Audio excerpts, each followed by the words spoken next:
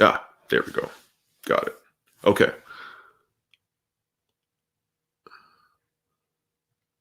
We're learning here. Learning process. Go live. Okay. I'm back, I think. Now live. Sorry about that, guys.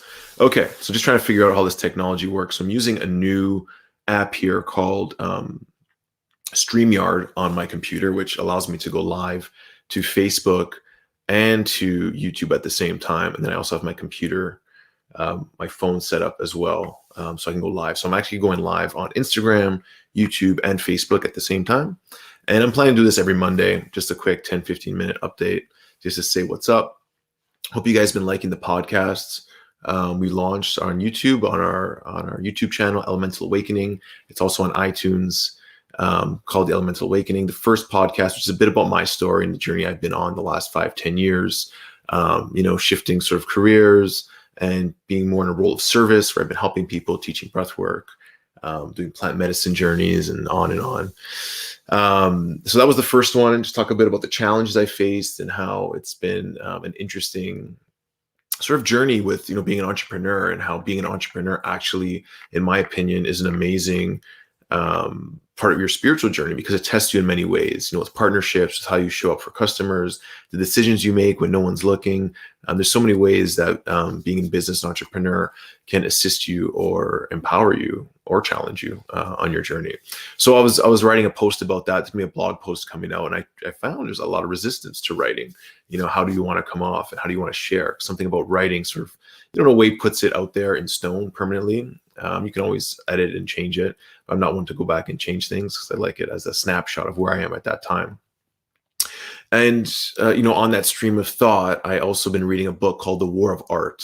And it's an amazing book. I think it was recommended in Tribe of Mentors, which is something I read like one page or one chapter every morning in my morning routine. And that came up a couple times. And it's all about getting into your creative genius. And so it's for anyone, whether you're an entrepreneur, a writer, performer. It's how to enhance your creativity. And the book talks a bit about how resistance holds us back from expressing ourselves.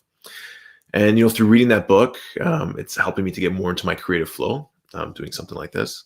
But it also helped me with my intentions, going to ceremony. I was in Costa Rica last week at Rhythmia, did a bunch of plant medicine journeys. And one of the evenings, I used resistance as one of my intentions. And an intention is just basically, bringing awareness to how you want to, what kind of energy you want to bring into your day. So the intention, a daily intention, an intention at work, an intention how you want to show up in life for your family. And there's intentions you can bring into ceremonies. And it was about resistance. And, it's amazing sometimes how these plant medicine works. So they show you things you cannot see. So things in your subconscious mind, things that are not in your awareness. And it brings you more awareness, whether it's a good experience or a bad experience. What they do is they bring awareness into your life. And it showed me all the resistance I had, and resistance around dying, resistance around family, resistance around being a good dad. And it totally wiped it all away. And I'm going to share this whole experience in more detail of how I saw a few of my past lives, and how those sort of experiences from dying in a past life affect me today. And this may sound totally crazy to you guys if you don't believe in that kind of stuff. I'm on the fence a bit, but I think more as I go down the spiritual path, I believe more in past lives, and how each life we live, there's this imprint on us of these experiences where we come back in this life and we get to work on them, the things that happened before. And each life we come back, we get to grow a little bit. And once we've finished this growth, which may take millions of years and millions of lives, we eventually evolve and move on to something greater, which can be heaven, can be something totally different that we won't even understand right now. So I just wanted to share a bit about that and resistance. So if you feel any resistance in your life, The War of Art is a great book for that. And the other book I read recently, and I talk about this a lot, is called The Surrender Experiment.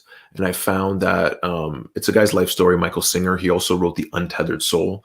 It's an amazing book talking about his life story. And it's basically about not trying to control the outcomes in your life. So things that happen, not trying to judge whether it's good or bad. It's more of just trying to say, okay, how is this serving me? How is this going to change my life? And how can this really improve my life? So if you read his story, it's a wild journey of meditation and trying to move out into the forest. And he ends up creating this multi-million-dollar software company. And, I try to once I read this, changed my philosophy, where when things happen in my life, I try not to sort of judge whether it's a good thing or a bad thing. And I try to just accept what's happening. So for example, someone at our center wants to quit. Instead of me worrying about, oh my God, I got to hire someone, or, you know, I start worrying about how it's going to impact me. I said, okay, maybe this is going to create space for someone better to come in. And 9 times out of 10, it usually does. And I was reflecting a lot about how all these changes have happened in my life. How I have different interests. I'm doing different things, and a lot of the people I grew up with, a lot of the friends I've had my entire life, we're not really. Yeah, I still love them, and I love hanging out with them, but we don't hang out as much, and we're not really on the same page. We have different interests, and those same conversations that we've been having for the last 10 years, whether it be about sports, about going out and drinking, they don't really resonate with me anymore. And this last week meditating, I just realized that it's okay. It's okay to be on a different page. It's okay to not judge people. It's okay to still love them for where they're at and love me for where I'm at. In their perspective, I may be, going crazy and losing my mind and changing so much. And it's okay. And everything that happens in life is okay. And that also came up when I died in my past life, that we're going to die, and that's okay too, because we're going to come back again. And what I found was that, in order to make room for new things in your life, sometimes you need to create space from the old things.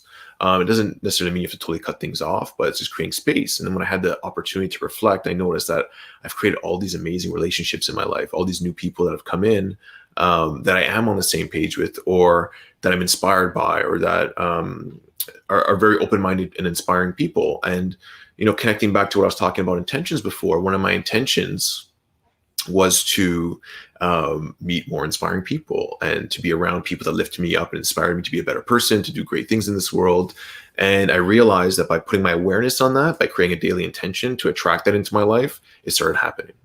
And before, when I wasn't setting intentions and I was just living day by day, waking up, going to work, doing my thing, coming back, and what I thought was I was in a good routine, I was somewhat successful, I was making some money, I was doing everything I was supposed to do, I still felt empty. And now, by really focusing on what I want to create in my life, by setting these intentions and really, taking action on them. So, the universe is going to create these opportunities to sort of, whatever you set your mind to and your intention to, it's going to bring these opportunities to you. And now it's up to you to sort of take action, to sort of take that next step and to say, okay, here's an opportunity to meet a new person.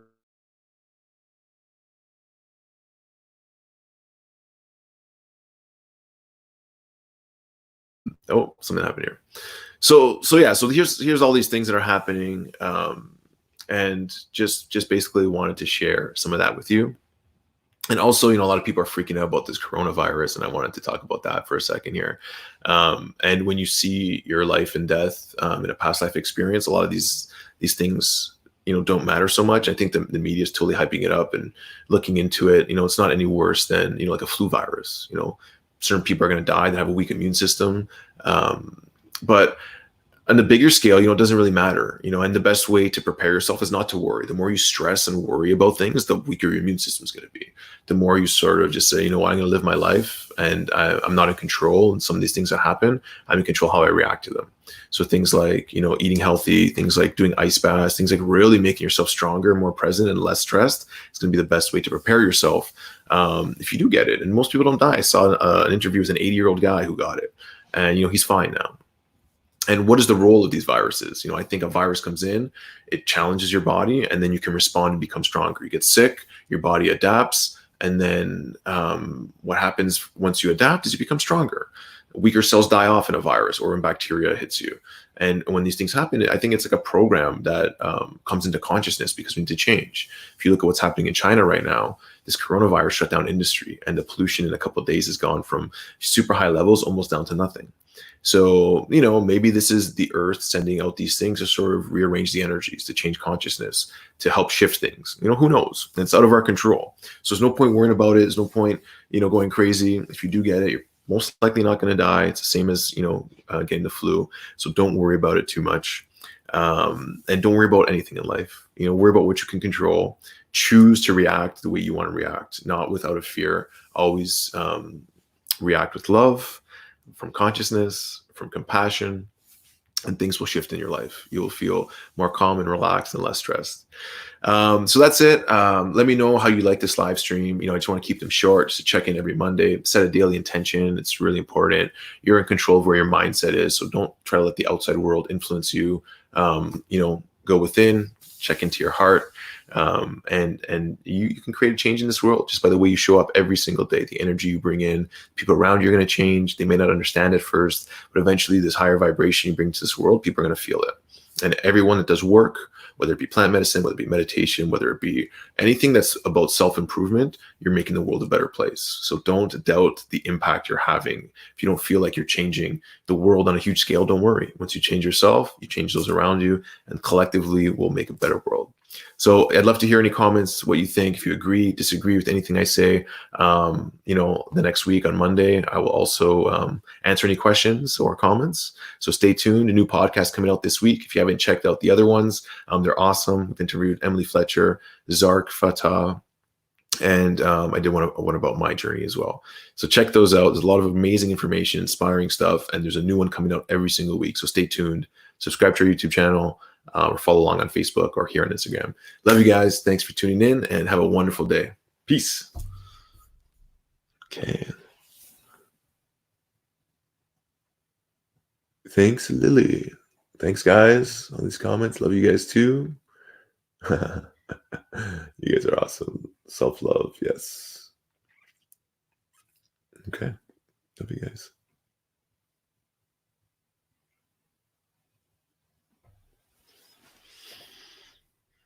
Okay, no questions here as well. And broadcast.